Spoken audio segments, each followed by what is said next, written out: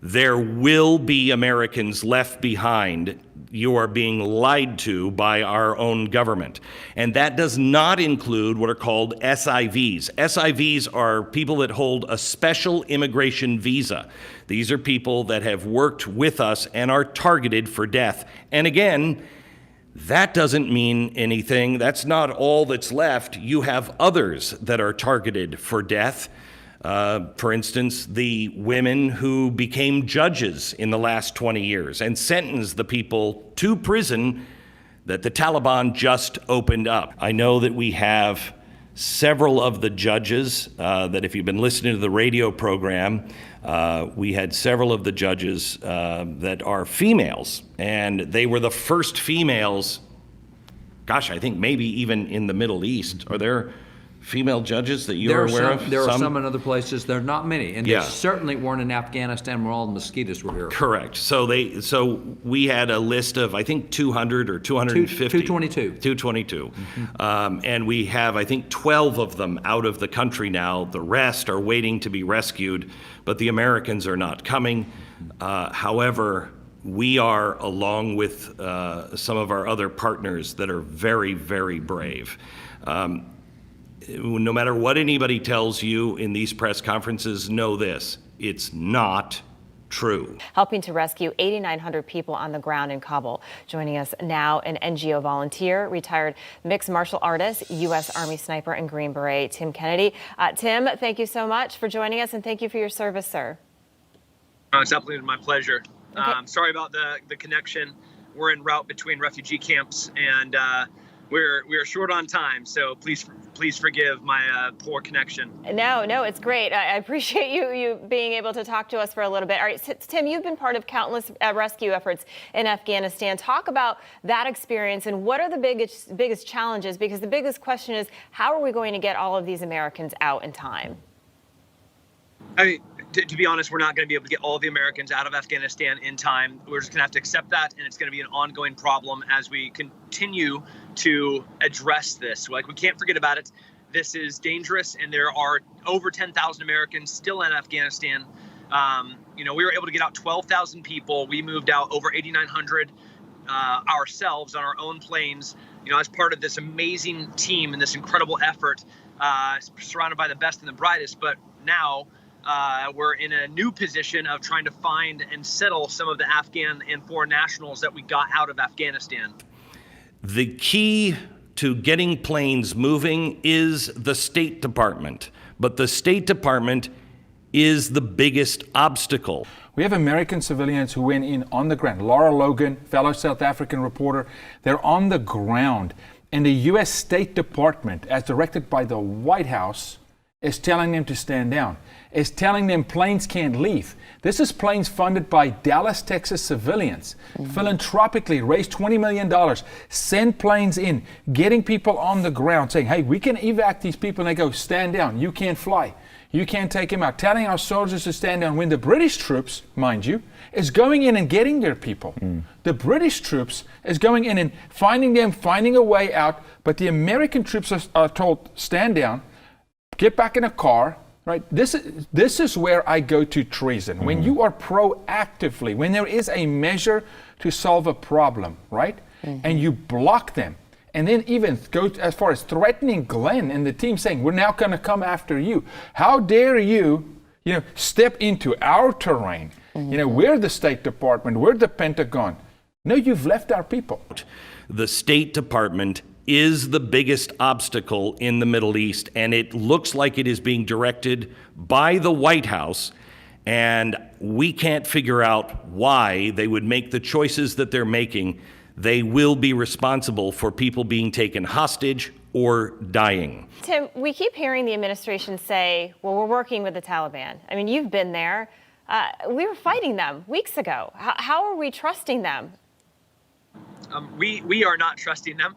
I am not trusting them. When we were trying to find rat lines, my boss, Sean G, and Kevin, I was crawling through these culverts and around this concertina wire, and we come around this building, we look up, and there's a sniper position, an LPOP position of the Taliban looking for people trying to sneak on base to get out. They're executing them in the street. They're throwing babies into concertina wire. Like, this is happening 4 days ago. So I think it would be naive and really pathetic if anybody is going to assume that the Taliban overnight is going to be anything else besides the thugs and gangsters and monsters that they are. They push gays off rooftops. They hang women that try and get an education. They throw acid on little girls. I've seen it personally, where they throw acid on little girls to go to school. So not for a moment, and I'm going to get an ISIS-K and the Taliban, that's one and the same. They're different feathers on the same bird, but they're dangerous, and they will always be dangerous. Yeah, we're relying on them for security checkpoints. Tell me what is happening to the people that are at the gate right now. So what they're seeing right now is the Taliban are not even allowing the people that have the actual documentation to get through the lines to go up to the embassy. So there's about 40,000 people in that line. It's absolute chaos. And it doesn't matter if they have SIV visas. It doesn't matter if they, at this point, I think even if they have green cards or even American passports, what they're seeing is they're not allowing them to go forward. So what they are allowing, there was an escape corridor that the Taliban had set up with the Biden administration to go almost a kilometer all the way down this road to get to the airport. So now, while they're going down that street, they're being redirected now to the Hotel Kabul Sarana.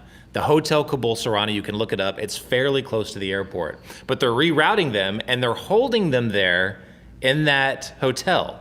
Now, what do you think they're setting up? Because a typical military evacuation is something we call a NEO. It's a non-combatant evacuation operation. That's what the Marines and I believe the 81st, 82nd Airborne are doing right now. They're doing that at the airport. Now, this is moving on way beyond anything like a non-combatant evacuation operation, because if they're taking American citizens, if they're taking green card holders, if they're taking SIV holders to this hotel, what do you think they're gearing up for? I don't know. The only thing I can think of, and I said this from the beginning, is that what Biden was building for himself was a gigantic hostage situation. In fact, we were talking about where can we move some people to get some clog out of countries like this so we can continue to move people in from Kabul. Macedonia was one that had promised us that they would take people, at least temporarily, just to get them off of the airport at Kabul. We were just told that the U.S. State Department called the ambassador in Macedonia and told the ambassador, quote, "Do not take any of our refugees." Why, one would ask? Currently, we have 80,000 troops in Japan, 40,000 in Germany, 30,000 in Korea. Why the 4,000 in Afghanistan was so imminent that we pulled them out so quickly without cooperation from the international community and without even the Afghan government, only negotiating with the Taliban. We totally betrayed them. And not only did we betray them by pulling the rug out from under them and leaving them to fight on their own, taking away their air support, but we abandoned them as our allies. And we've known this for months. The SIV process, there's people that have applied for SIVs 8 years ago. The system is broken. I believe it's intentionally broken. And, there's some things that can't be explained. I mean, why do you move the civilians out before the military? Why do you stand? I've sat in a satellite room with 30 people that watch that Torkham border in Pakistan. They watch those Taliban and move into Kabul. 75,000 Taliban moved throughout Afghanistan. They watch flatbed trucks go to our base and load up our equipment and move it back to Pakistan. CENTCOM came in and said we're going to jump the 82nd Airborne in to secure Bagram so we don't give it up. The White House shut it down. Why? Why did they allow the airport to be controlled by the outer perimeter by the Taliban and took the NEO operation, the non-combatant evacuation operation, from the DOD where it belongs and gave it to the State Department that has no business running a NEO operation, doesn't even know how to run a NEO operation, and has treated the Kabul airport as an embassy, meaning your U.S. military cannot go rescue people, and they cannot defend. They cannot defend our citizens. I totally agree with what you were saying, as in there are too many smoking guns and weird things that don't make sense. If you run under the assumption that they're trying to do the best thing for the American people and allies in the region, et cetera, if you run under that assumption, then it absolutely makes no sense.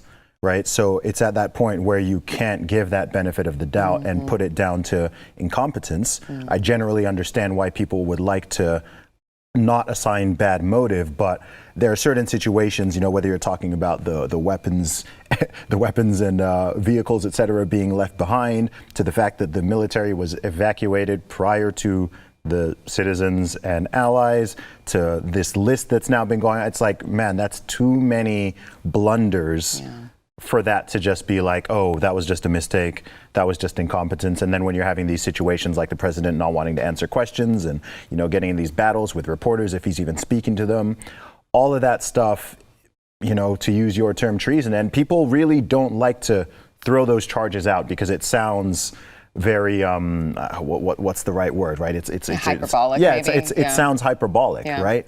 But by definition, Correct. It's correct. By definition, it's correct. I mean, it blows my mind that we're talking about the Taliban again, just in general, right? I mean, I remember when I was in school, when I was a teenager and the Taliban was a thing, this is before ISIS, and, it was the Taliban and Al-Qaeda. Those were the Middle Eastern bad guys. And I'm suddenly like, wait, the Taliban? Like, that's almost like that's still a thing? Like, people had forgotten that was even a group, an organization, and all of a sudden in a week, everyone is now talking about the Taliban and Afghanistan again, and it's sad, and it's hard to get your head around. And it's also sad because, we talk about numbers and statistics, but again, those are people, right? Those are people. I know now there are people in the military being sent back over there again. Now there's a guy I know personally who's just been shipped back out to Afghanistan, and it's mind blowing. It's just mind blowing what's going on. Thank you, Mr. President. There are reports that U.S. officials provided the Taliban with names of Americans and Afghan officials to evacuate. Were you aware of that? Did that happen? When you hand a kill list, literally a list of allies in the Middle East that have helped us, you lived there, and you say, these are the people, here's their names, you should be able to track them. And by the way, can we please ask you, as our arch rival, to protect these people? Because you got to play nice. Just like Joe said, well, they'll wait until the 31st. Oh, oops, sorry, 3 days early, bomb goes off, right? These guys, you do not negotiate with the terrorists. This has been our mantra for as old as time in this country. Because the notion that they would play by any rule, the notion that they wouldn't shoot at a hospital or use a child to be a bomber, it historically has never worked. So this happened on August 26th. It happened 5 days ago.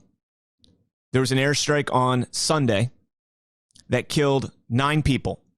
6 of the 9 people are reported as being children. None of the 9 people are reported as being ISIS-K members. Now, there's a whole bunch of speculation. We're going to need some investigations to get answers into this. But there's a whole speculation of where those targets came from. Where did those individuals come from? Because you had, at that time, about 2 or 3 days to gather intel, assess the intel, and determine who was responsible for that bombing. What members. In that short a time, you were able to find out, with all the chaos in Afghanistan going on, you were able to find out who instigated and who organized and planned that suicide bombing in 2 or 3 days, and put together a plan, do reconnaissance, BAMSIS, begin planning, arrange reconnaissance, make reconnaissance. You were able to put that all together in 2 or 3 days. But then when you actually carried out the attack, you killed 6 children, 9 people total, and no one from ISIS-K, reportedly. Joe, do you think there's a possibility that maybe the Taliban gave you a list and said these are the people responsible, and it was the same list of Afghan interpreters and people who were sympathetic and friendly to the United States, and you in your infinite wisdom went and dropped a bomb on them from a drone and accomplished absolutely nothing? I don't know. We'll find out. This is still way too early, and to be honest with you, we'll never find out. We'll just get whatever the generals say, whatever the Pentagon tells us, the Department of Defense tells us about this event. We'll never know the absolute truth. where this planning came from, where this intelligence came from. But we do know that you handed over the information for those that helped us, our allies, our Afghan allies over there. You handed that over to the Taliban. They hung one of them from a Black Hawk helicopter and flew him around Kabul yesterday. There's video of it online. You can watch it. They're going door to door and killing people. If you're making music, they're killing you. If you're an interpreter, they're cutting your tongue out. The Taliban, it's going to be great. It's going to be great. It's a new Taliban. It's a new Taliban. We're not leaving there. They're different this time. They're lying to you. How do I know? Try this story out. An Afghan folk singer, been executed by the Taliban days after they declared that music would now be forbidden. His family told the Associated Press that he was shot dead on Friday when enforcers returned to his home after earlier searching it and drinking tea with him. They shot him in the head on the farm. He was innocent, a singer who was only entertaining people, the grieving son said about his dad. He played a bowed lute and sang traditional songs about his country. It was 60 miles outside of Kabul. Music is forbidden now. And if you sing or play, you will be executed. Mr. President, there had not been a U.S. service member killed in combat in Afghanistan since February of 2020. You set a deadline, you pulled troops out, you sent troops back in, and now 12 Marines are dead. You said the buck stops with you. Do you bear any responsibility for the way that things have unfolded in the last 2 weeks? I bear responsibility for fundamentally all that's happened of late. But here's the deal. You know, I wish you'd one day say these things. You know as well as I do that the former president made a deal with the Taliban that he would get all American forces out of Afghanistan by May 1. In return, the commitment was made, and that was a year before. In return, he was given a commitment that the Taliban would continue to attack others, but would not attack any American forces. Right. There were two things that President Trump wanted to do. Everyone knows that President Trump wanted to get our young men and women back home. We began the march towards doing that, but we always knew that conditions had to be right to achieve that. We had to have the situation on the ground right to do that. This administration just willy-nilly, with the military out of there, leaving civilians, equipment, all of those things behind. We drew down from 15,000 or just over that to about 2,500, and we had kept the order that had been there. Right? We didn't have this chaos. All the while, we took out 12,500 soldiers. When we got to that point, we went back. We looked at the conditions. We wanted to get those last numbers out, but we never found the conditions right to do so. And so we continued to pound the Taliban when they violated the agreement, right? When they moved on a checkpoint or moved in a place that they weren't permitted to, we used American power and made clear to the Taliban that there would be real consequences. What happened here, Maria, is you had a leader who was unprepared to do that. When the Taliban pushed on the Trump administration, we pushed back even harder and imposed real costs on them. When the Taliban pushed on the Biden administration, they withdrew to a commercial airport that in no way has the capacity to get our people out of there with the speed and alacrity that needs to happen to keep them safe. I think they have an issue that people are likely to get hurt. Some, as we've seen, have gotten killed. My son was one of the Marines that died yesterday. And to listen to that. Sorry, I'm on the radio. No. Go My ahead. son was one of the Marines that died yesterday. 20 years and 6 months old, getting ready to come home from frickin' Jordan to be with his wife to watch the birth of his son. And that feckless, dementia-ridden piece of crap just sent my son to die. I woke up at 4 o'clock this morning to Marines at my door telling me my son was dead. right before me and listen to that piece of crap talk about diplomatic crap with freaking Taliban terrorists who just freaking blew up my son and know nothing, to not say anything about, oh my God, I'm so sorry for the families. How many have even apologized? That's the best place to start always. To our knowledge, none. Not one. Instead of taking any form of responsibility for this disaster that they caused, the Biden administration bewilderingly is doing the opposite. They are bragging in public with a straight face about what a great job they've done. Joe Biden's flack already announced that the White House does not plan to punish anyone. That means at the Pentagon or at the intel agencies for what we're watching now. No one. Does he believe he was given bad advice? And will he ask for any resignations of his generals given the high cost of American and Afghan lives? No to both of those questions. If Americans are harmed as they move to the airport, you're going to go and crush them. You're going to put real costs on them. This is the model that the Trump administration had adopted. And each time we did that, we got a tactical response from the Taliban that respected the United States of America because they understood that there were things that they would not be permitted to do. Most importantly, harming Americans. Remember this, Maria, from the time we began our peace and reconciliation effort, our conversations, from the time we signed that deal in February 2020, not a single American was attacked by the Taliban in a serious way, and there wasn't a single American killed. That wasn't because the document, or we were going to go to court to enforce this document. It was because we demonstrated American resolve and power. And when you don't do that, this is the kind of thing, this chaos that you're seeing today in Afghanistan is precisely what ensues when America fails to lead. As the Taliban swept through Afghanistan, the State Department wasn't reaching out to Gandhi to figure out where he was or what he was doing. Instead, Tony Blinken and his deputies were working to get other countries to sign a statement to send to the Taliban, urging them to let Americans out of the country. Ultimately, that statement was signed by military powerhouses like Haiti, Papua New Guinea, and the Democratic Republic of Congo. That's what the Secretary of State thinks is significant. Getting Papua New Guinea and Congo and Haiti to sign some stupid document that means nothing? These are children. Vigils all over the country over the weekend for these fallen Marines. And none of it had to happen.